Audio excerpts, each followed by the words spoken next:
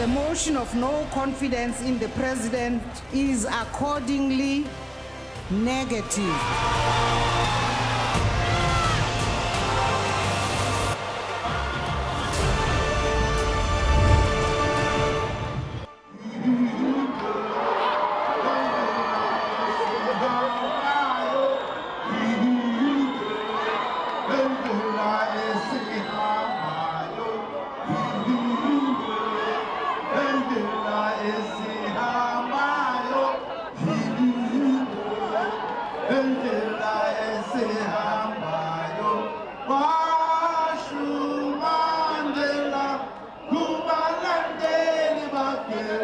The eighth bullet fired by the opposition deflected.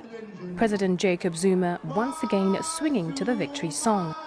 Barely minutes after winning the much-hyped no-confidence motion, the president telling his supporters that it's tough to shake the ANC and impossible to defeat the movement. Zuma, Zuma, Zuma, Zuma,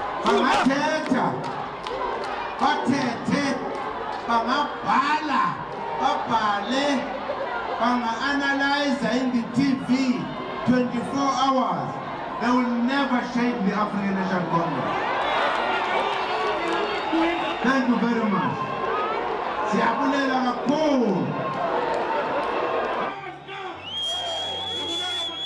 The ANC is supported by the overwhelming majority of this country. They will realize in 2019 when we win in a big number once again.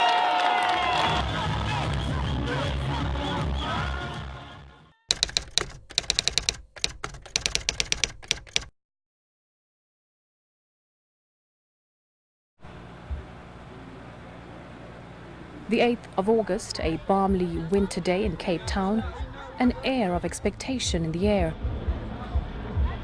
Zuma must go! Zuma must go! Hold hands and come forward, please.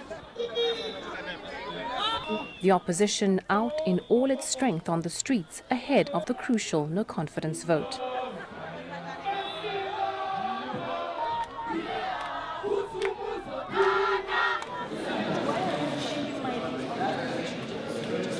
A day before, Speaker Baleka Mbete giving the go-ahead for a secret vote in the motion of no confidence against President Zuma. Her rationale and decision interrupted by a cough at the most strategic moment. The Speaker is required to guard the procedures of this House and to ensure that the outcome of this very important vote is credible. The Speaker must do this without fear or favour. I therefore determine that voting on the motion of no confidence in the President on the 8th of August 2017 will be by secret ballot.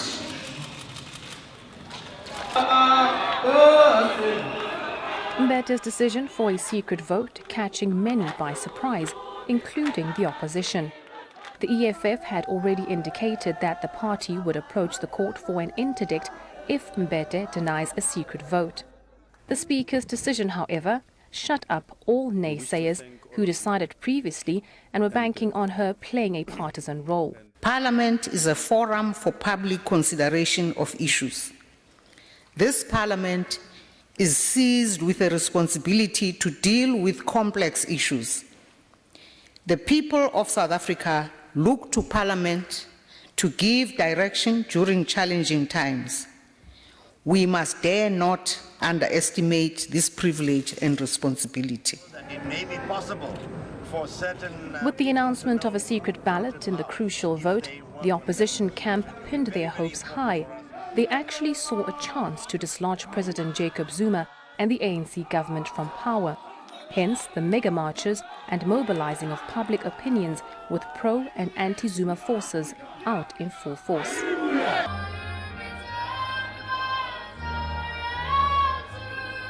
All our members, they've spoken, even those ones who had issues before today, they spoke in confidence in support of the position of the ANC. So there will be no member of the ANC working together with opposition. It is the own people that says that entire list, they claim that the white monopoly capitalist does not exist, of which it means that they have been captured themselves in their own fears. And those people are tired to lead, they don't want to lead, they just want to lead in a publicity fears. They're not following the conduct of the ANC. Under Zuma, we have fallen really badly. We have come to junk status under his leadership and the ANC's leadership. We need change now. We need change now to drive this economy and invite investors to our country. As long as Zuma is in power, investors are staying far away. He is not a uniting force, he's a divisive force. We need to bring investors to create jobs. So the event we're having today is a live screening of the motion of no confidence. We're trying to get people more interested in what's happening in Parliament and in the state of our country. And this demonstration today and the others we're having in Durban are just a sign to say that we've actually had enough of this president, we've had enough of the way the country's going, and we're hoping today that MPs will make the right choice and fire Zuma. The one big hope of the opposition parties was that the secret ballot would induce ample rebel ANC MPs to vote in favour of the opposition's motion. Go ahead, Honourable Mr. Maiman. Small surprise then that when Parliament finally convened to debate and vote on the motion, Mmusi Maimane took pains to individually encourage ANC MPs who are seen as anti-Zuma, including Deputy President Cyril Ramaphosa, axed Finance Minister Pravin Gordhan and Makosi Khoza. Ndade Ramaphosa, you said, I will not keep quiet and remain numb to what this means for our country and its people. We will not protect those in our ranks who are involved in these actions. Ndade Ramaphosa, today will you put your words to your actions? And then there was a frank admission by Honorable Bladen Zimande when he recalled the events that led to Polokwane in 2007.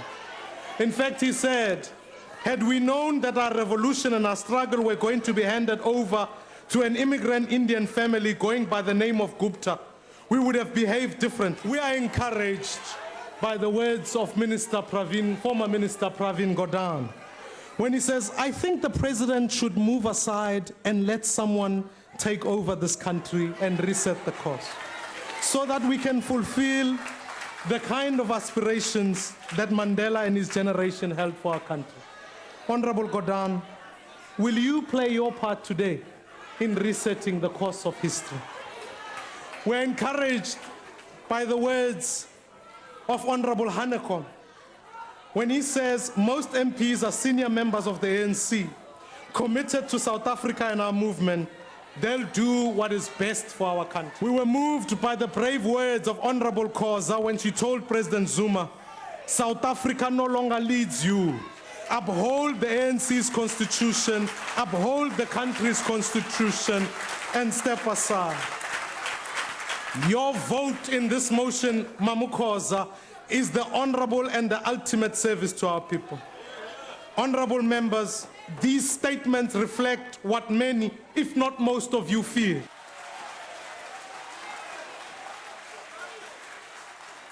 EFF leader Julius Malema and Ahang leader Andries Molapi Tlowama also made a similar appeal to Cyril Ramaphosa, clearly convinced that the deputy president will be one to vote against the party. You are writing your own history as you sit here. Even when you are going to perform better in future, we will have a difficulty because of the wrong history you have written. All of you sitting here individual, Honorable Deputy President, you are writing your own history. You will be judged according to the history you have written for yourself. We don't want to see any state of the nation addressed by President Zuma. At least, Deputy President, please today prove me wrong that you are one of the bravery. I knew you, I want to see you remembering the 1986 march that you used to lead. Please, lead us today, let us remove this president.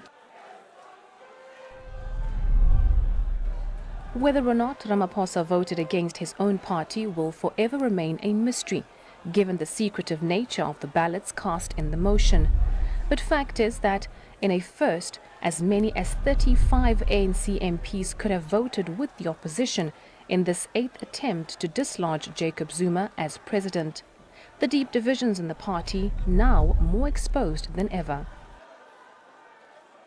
26 members of the ANC voted with the opposition and 9 members of the ANC abstained.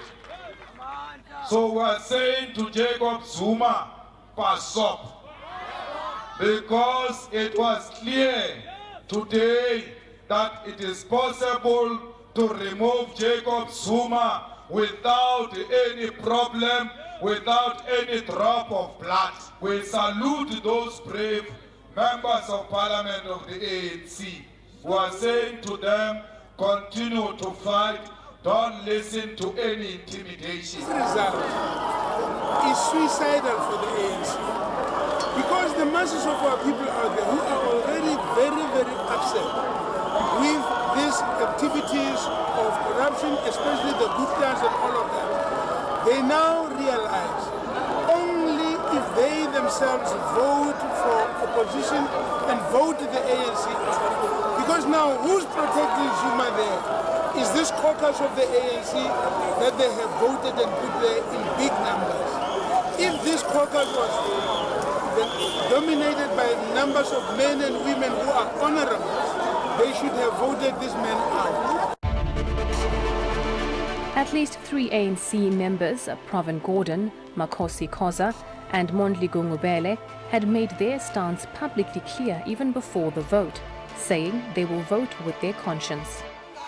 But the majority of the party, the 198 MPs who voted for the president, calling the opposition's bluff despite a secret ballot, insisting that they stand by the president in the absence of any proof of corruption, calling the opposition's motion fake.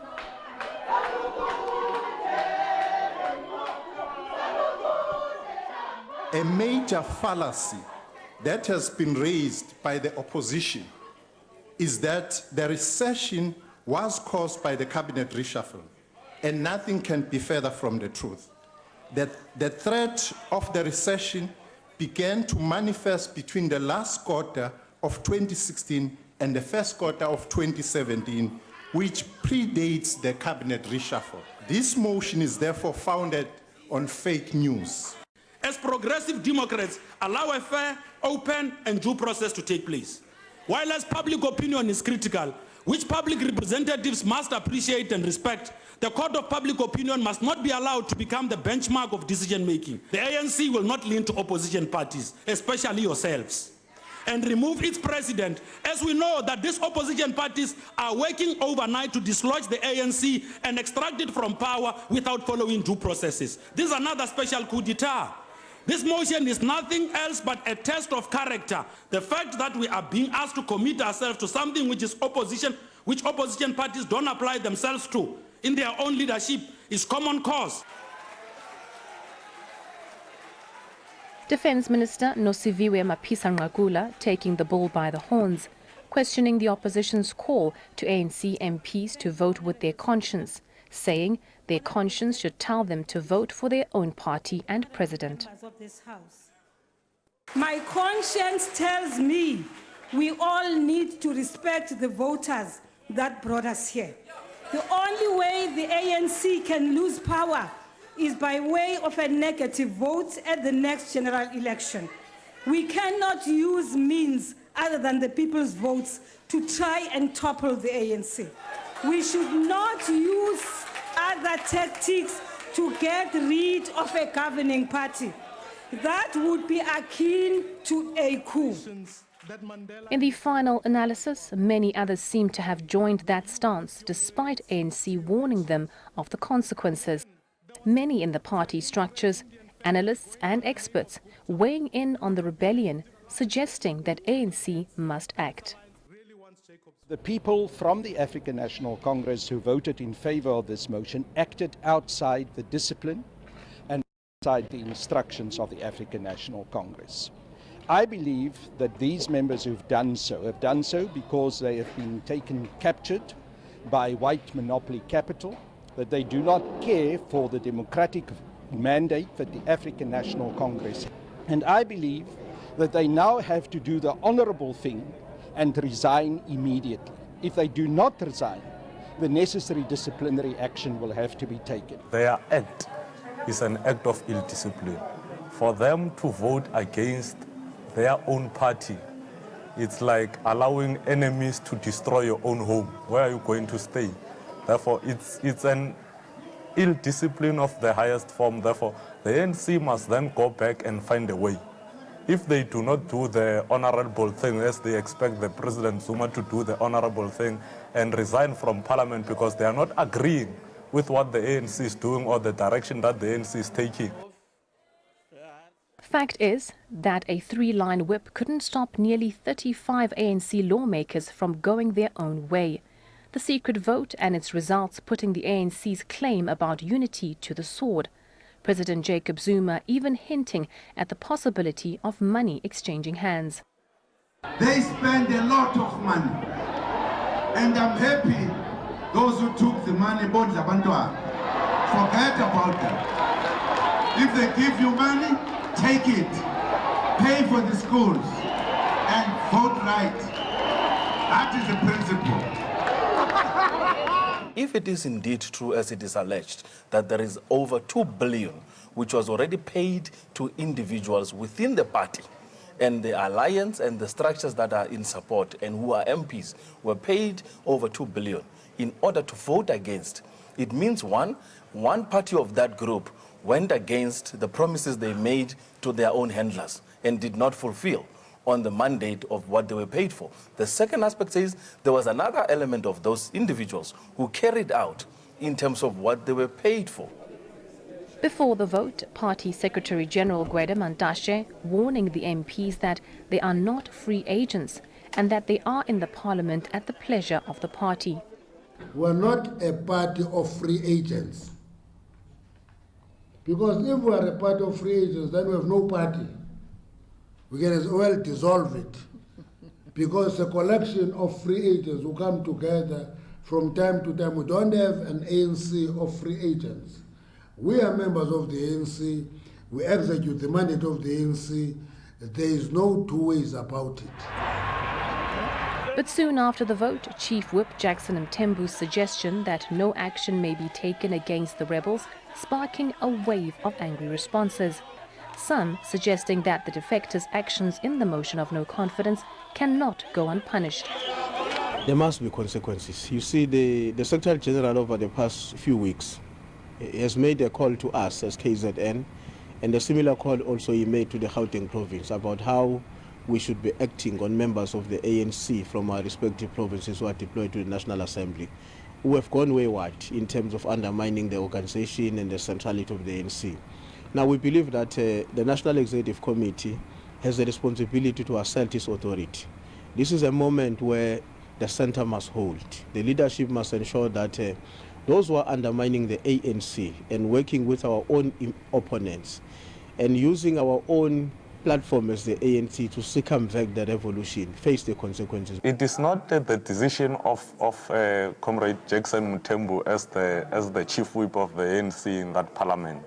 It must be the decision of the ANC that says we are unable to identify who these culprits are, because remember, they were using a secret ballot voting. Therefore, it will not be easy for the ANC to say it is this comrade who voted against or it is this comrade who voted for. But obviously, the suspects are those who are in the public sphere saying they will vote against the president. Ultimately, they were saying indirectly they will vote against the ANC. That deployed them into that particular space. Well, the backtracking is interesting. They will have to go because they are the weakest link. They are weak. They will not ever stand up for the ANC. They are non-entities. So, to see quite a few big names, but they really would have not made it even if they would have stayed with the ANC. So it's good riddance. It's a cleansing exercise. So the ANC does not need people like that at all. Nobody actually needs people who backstab you. Punishment or no punishment for the rebel ANC MPs, one thing is clear, that the rebels in the ANC played right into the hands of the opposition, weakening their own government, their own party and their own president. I don't want to speak about the ANC, but I'm quite delighted to see that sense have prevailed, because it is really unacceptable that we can expect from us as the ANC to destroy ourselves by voting out our president, because we are the ones, together with more than 11 million South Africans, that voted him into that position. Look, these things people have been talking about conscience and moral values. I believe that the time has come for those that do not want the president to stand to their conviction and do the right thing. Having smelt blood, opposition leaders baying for more, DA using the opportunity to submit a fresh motion to dissolve Parliament and go in for fresh elections. But its allies in the motion of no confidence, like the EFF, UDM and COPE, refusing to buy into Democratic Alliance's Paul Gambit. Let's let this country choose a new beginning and choose it now. As such, the DA has taken a decision in terms of Section 50 of our Constitution to move a motion in National Assembly to dissolve Parliament for an early general election to be held. Section 50 of our Constitution states that the President must dissolve the National Assembly if the National Assembly has adopted a resolution to dissolve with a supporting vote of the majority of its members. The UDM does not support the DA proposal, motion for dissolution of National Assembly. Of immediate importance to the UDM is the state of readiness of the IEC for 2019 election. The IEC must move with speed to ensure that the voters' roll is cleaned and corrected, and correct addresses of the electorate affected in as directed by the Concord. To this end, we call on government to ensure that the IEC is provided with the 300 million budget shortfall it requires to comply with the court ruling. First of all, let me say that the DA did not consult other opposition parties, as far as I am aware, because before they made this announcement. And we need to think carefully. There's no point undertaking a project that has no prospect of success.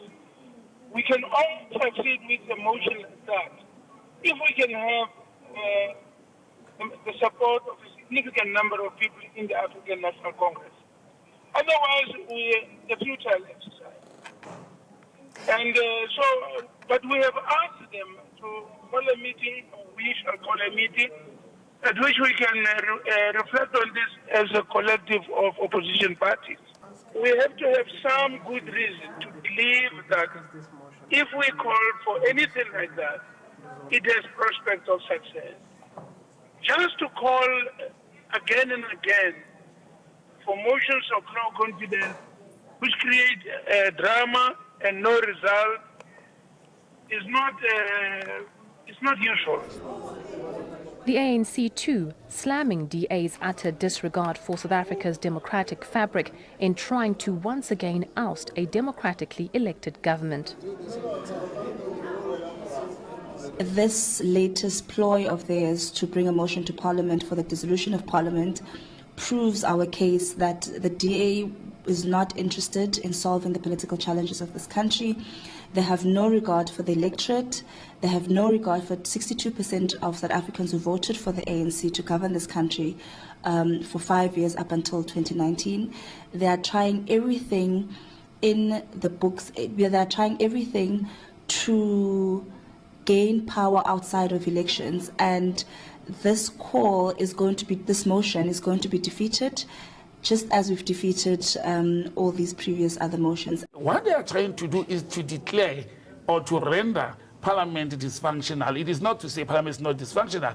They are going to try and divert the attention of all other parties, particularly the ruling party inside Parliament, for it to focus on defending itself against the DA instead of rendering its mandate of amending, changing, and improving the laws of this country. So that's what the DA is going to do. It's going to keep ANC MPs very busy for a very long time by going to courts, by delaying processes, by abstaining from parliamentary votes and so forth, so that nothing should happen between now and the day they reach their victory. I think this is just a disparate move.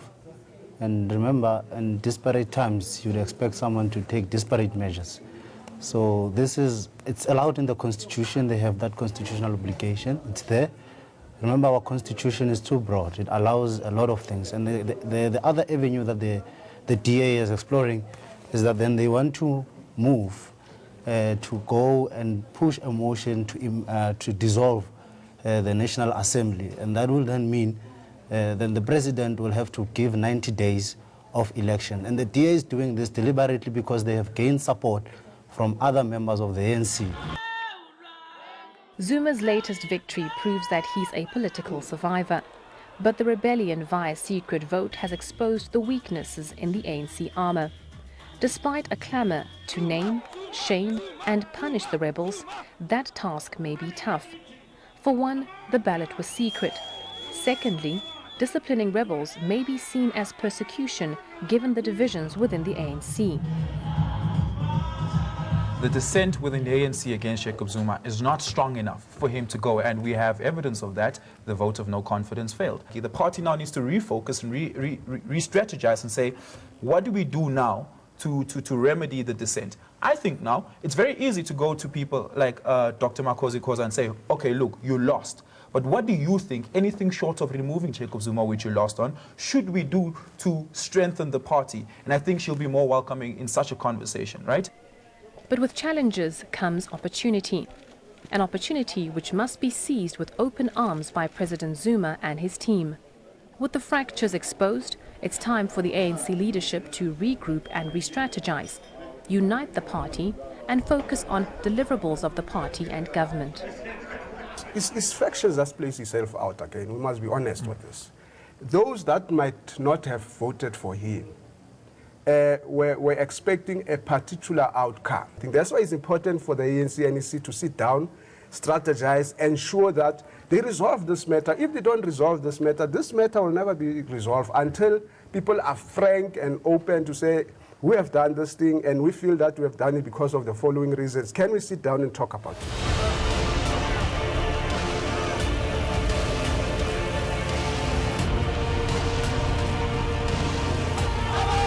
One thing is for sure, the anti-Zuma and anti-ANC noise is only set to get louder in the days to come due to the looming succession battle. Question now is whether the ANC can pick up the pieces and self-construct from here on till the elective conference in December.